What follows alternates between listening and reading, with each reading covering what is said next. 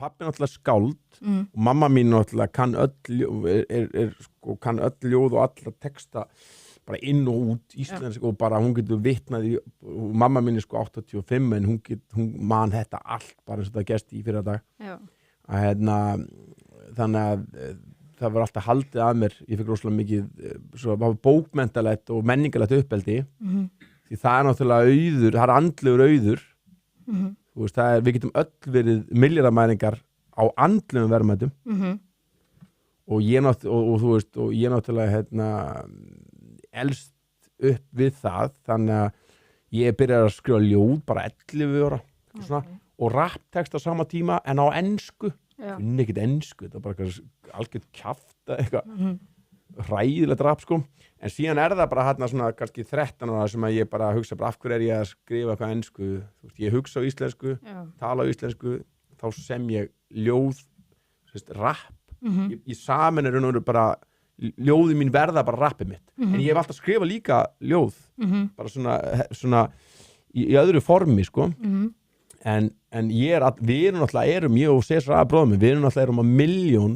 að djöflast á íslensku það var enginn að því það voru allir á ensku, rappararnir voru allir að rappa á ensku sko, á Íslandi voru hverjir voru að rappa á þessum tíma aðrir en þið? Þú veist, við fundum svona einn og einn sem átti eitthvað smá það voru Tríó Óla Skans var eitt sem fengu annarsætti eða þriðjarsætti í músitilunum hann og á undan okkur það voru 2 hljómsveitir sem voru hérna bara fyrir 90 en það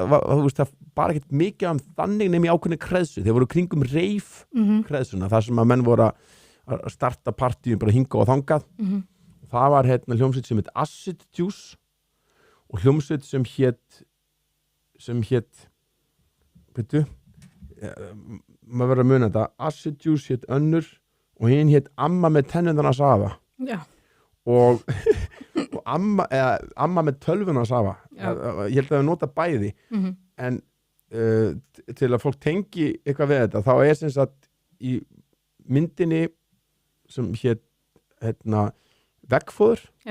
þá var lag eftir ömmu með tennundarnas afa sem hét Kinky þeir áttu lag þar og að rapparinn í Acid Juice sem var bara stáleðilega breiðhólsdútar